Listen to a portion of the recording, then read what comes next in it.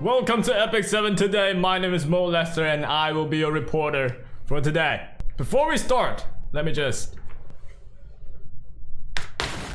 First of all, we have the special side story, the Bittersweet Dessert Festival, for most of us, Bitter Dessert Festival, because we get to see Ray getting laid, and you're still single. We also got the title screen change, a very lovely couple we see that is likely not going to be you in real life for maybe years to come.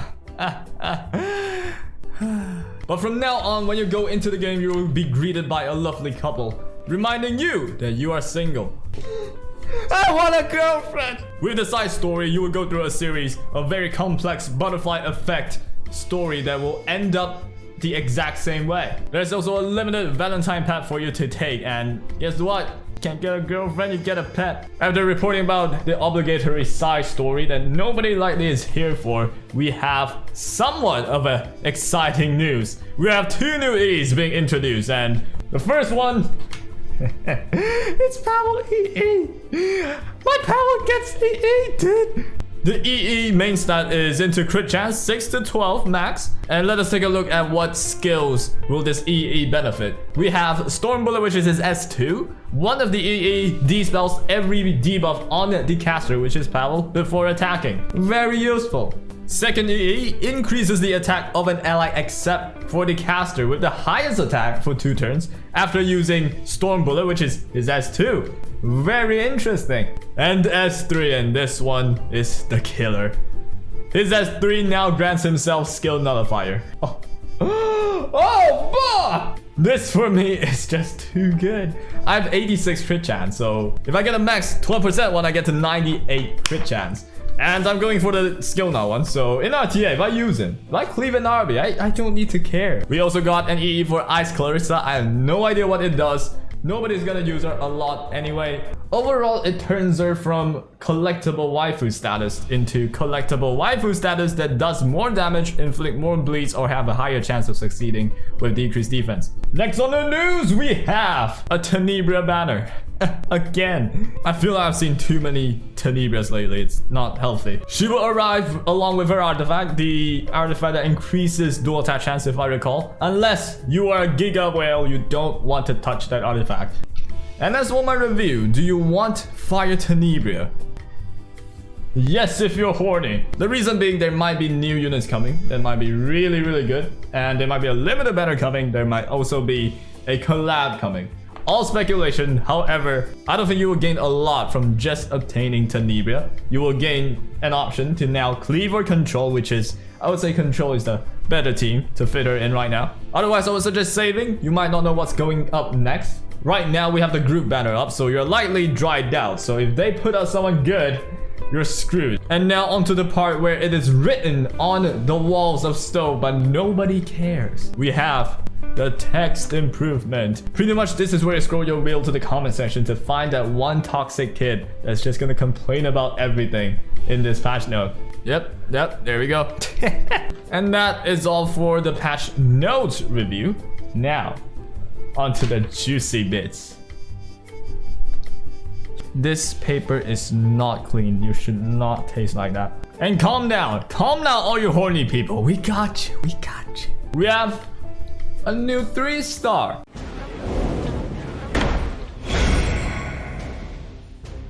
One piece of paper might not be much, but there's strength in numbers. Hi, I'm Lucy, the newest member of the student council. Just let me know if there's anything I can do to help.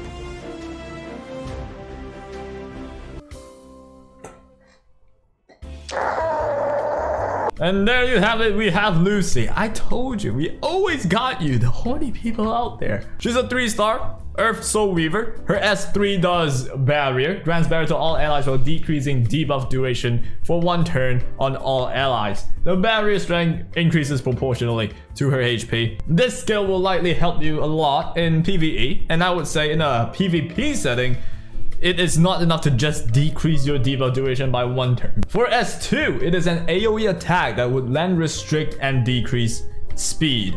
And, you know, a maximum of 100%, which makes her pretty much a mini Cerise, the free-to-play Cerise. That looks really, really, really hot. And her S1 with a maximum of 50% chance to restrict an enemy for 2 turns. And there we go, that is your next waifu, Lucy. She's also coming along with a 4-star artifact that is equally hot. This is not an exclusive artifact, meaning anyone can equip it, and whoever equips it, once they take a turn, they will grant a barrier that's proportional to the caster's, the holder's max health, and it will be granted to your ally with the lowest HP, and that unit cannot be yourself. So pretty much it's an FCC passive minus the first turn barrier that she gives. Also, you're much better off with something like an Aureus or Adamant Shield for like just survivability in general. Next, one of the biggest and most ridiculous update you will ever see. We have Arbiter Vildred in Coin Shop. The game is dead! You think Arbiter Vildred was everywhere? Guess what? He's just gonna multiply even more now. To be absolutely honest, why would you even do this? The unit that pretty much made Epic 7 struggle with balancing for the past 10 months, they're gonna put that into the coin shop. So any plebs who has like a lot of dues, 4 dues, you get 40 of the tokens and you get a free RB. So people who doesn't have him now probably has him. People who already has him that whales probably has an SSS version of him. And people who do have the SSS version of him, well, fuck you. We also have Fireball, Sazan, and Ice Cigarette in the coin shop as well as the next rotation. The next rotation will start on the 1st of March. I think they've just given up on fixing this stupid unit. And now they're just giving up and be like, fuck it, you have an RB. You get an RB. There's also going to be another ML5 coming into the coin shop along with Arbiter Vildred, and that being Archdemon Mercedes. I doubt anyone would pick Archdemon instead of RB unless they don't have Archdemon and it does have an RB. But yeah, if I were you and I have 40 coins and I want to like get someone, I'll get RB. If I have RB, I'll actually consider saving until we know what the next old ML or the next coin rotation shop is, because our demon, she's good, don't get me wrong, she's good at times, but she won't be the one that's gonna like, she's not RB. And next off, one of the biggest ever update that might even convince people who's already quit to come back into the game. We finally have the equipment substats adjustment preview. A lot of us has been complaining about how hard it is to roll a certain stats or just get good gears in general. Now, they are actually trying to solve this issue. It's crazy. With this implementation, it's only a preview, so it might change in the future. However, right now, once you have a plus 15 gear, in the stream they showed a reforged piece, so we don't know if we need to reforge it first. How this is gonna work is, say you have a ring, as you can see on the screen right now. It is attack main percent, 8 speed on substats, 10% crit chance, and 19% crit damage. With the new currency that you can obtain through Expedition 2 or 3 as a drop reward, you'll be able to use those and then change one of these substats into something else. So in the picture you see right here, they use this currency to switch a flat HP substats into a flat percent substat. From what we are told, if you do it this way, say you have 5 rows of maximum rows into one certain stat, and if you decide to switch this substat, the change substat will be within a certain range and it will not be a maximum row. There's a certain range for every single substat that you change. However, it will not be better or even on par than just straight off enhancing and max rolling everything. If you max roll it, it will be worse than max roll it. But yes, for the people who couldn't run speed before because you have a 49% ER sword, you can now change that substat to speed. But there's a criteria for that. If you want to switch a certain substat to another, you cannot have the changed substats in your current substat pool already. So meaning if you have a ring with speed substats, attack percent, attack flat, and HP percent substats, and you want to change the HP percent into speed, you cannot do it because you already have the speed substat up top. However, this helps a lot of people that has a lot of like penta-roll ER gears. You can turn that into something else that will just make your gear perfect. For me, myself, I have a lot of like 39 ER pieces with attack, crit chance, crit damage. I can just switch that to speed and that's a usable speed DPS gear. Overall, this is a wonderful addition. And from the stream, we are also showed another RGB banner that will be coming on the 25th of February, and it is Kayron and a Lexus Basket. You are really trying to kill the game. Not only the people who does not have RB will get RB, the people who does not have RB might get a plus 30 Lexus Basket. Even without whaling, actually. If you have a lot of dust and you've been saving up, you can easily, not easily I would say, you might get, you know, 2 or 3 copies of Lexus Basket just by doing free to play. After 70 free summons, you might get a couple of useless or not needed 5-star artifacts, turn them into dust, and can get a Lexus Basket, turn it into a plus 31, and then get a free RB if you have 4 dupes ML before. That's so ridiculous. And next off, we have a very lovely addition to the game.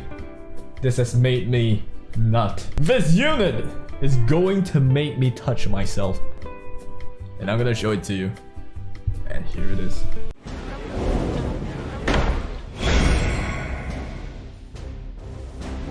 You think you can just ruin my masterpiece? I'll cut you into pieces! You've been looking for me? You must need some new clothes. Well, you came to the right person. I can make anyone look like a model.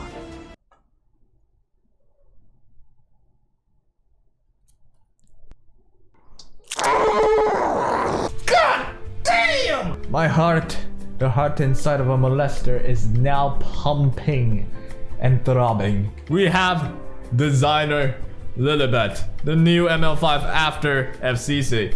And she will be coming along with Roaming Warrior Leo. You know when you buy a slingshot and you know you put a rock as a bullet and you just pull like how Roaming Warrior Leo would? Roaming Warrior Leo is pretty much that minus the entire slingshot and minus the stone. I wonder how many people will get debated by a Leo, dude. Oh shit, it's a purple spark! God damn! These are the stats. Let's go over it because it looks really pretty, I would say insane. Incredibly high HP, 7k. That's even higher than FCC. A tank. 652 defense, that's insane as well. Really, really high defense. Not the highest, but really high. And the other stats are on the normal end, with the low end being the attack stats. Her imprint release is HP % and imprint concentration will be crit chance, which is just really good. If you can SSS her, she's gonna be bombing with the crit chance. And this is her lovely, lovely S1.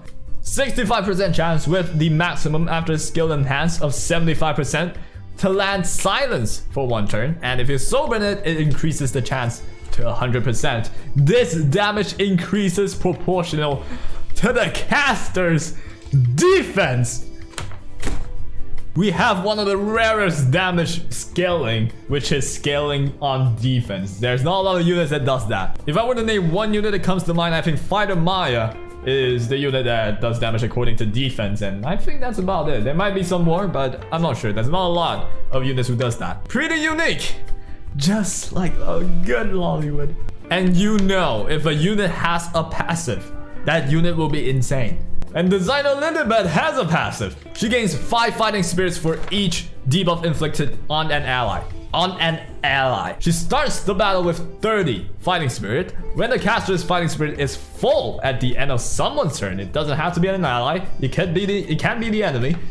She consumes all fighting spirits, dispelling all debuffs from the caster and increases combat readiness by 40%. If you skill enhance it, she will start at 50 fighting spirit, like most fighting spirit units does. This is insane. Think about the meta. This means if Cerise does S3, lands all her debuffs, which is 2 on each. That means 2 on 4 of your units. That equates to 8 debuffs. 8 debuffs is 80% fighting spirit, meaning once Cerise S3, she instantly cuts and get a turn. You might think she might get cut by restrict, but she dispels herself all debuffs before granting herself CR by 40%. That means she is the answer, one of the best answer to any debuff comps already. You'll know why once you see her S3. And finally, the skill 3. Decreases debuff duration by 2 turns, and then attack all enemy, increasing their cooldown for 1 turn. The damage dealt increases proportional to the caster's defense. This also gains her 50 fighting spirit. After skill enhanced, she will be having 4 turn cooldown on this, not long at all. So immediately you can see the combo here. You can run her against any debuff comps, someone like even F tene or just Cerise. If they debuff your entire team, she cuts in front with 40% CR. Nothing can stop her. You can't stun her, you can't restrict her. She'll get a turn, and she'll do S3. Gets rid of debuffs, most debuff at least. She decreases debuff duration by 2 turns, which most debuffs right now goes for 1 or 2 turns. She also reverse controls the enemy because she does AoE attack and actually increases skill cooldown by 1 turn. So essentially, if you put her at the right in the right draft against the right team, she can end the entire fight on her own because she cuts any debuff first, she increases skill cooldown, and you have a free turn to just destroy them. She also instantly gains 50 fighting spirit right after this, so the enemy can't really debuff a lot because 5 debuffs and she gets CR again, and she kind of just cleanse again. So to theorycraft, she could hold something like a Durandal just to get a lot more turns, or something like a Sigurd Scythe because she does damage proportional to defense. Chances are she won't take a lot of hits, and if she does, you want to be able to heal back up and do everything again. She's gonna be a really solid bruiser. So yeah, there you have it, designer Lillibet. As a loli enthusiast, I am ecstatic right now. However, as a professional news reporter, me, molester, shall refrain from molesting designer Lillabet for now. And that, ladies and gentlemen, is Epic 7 today. Thank you for joining. My name is Molester, and I hope you have a wonderful evening. I'm not sure why I assume it's evening.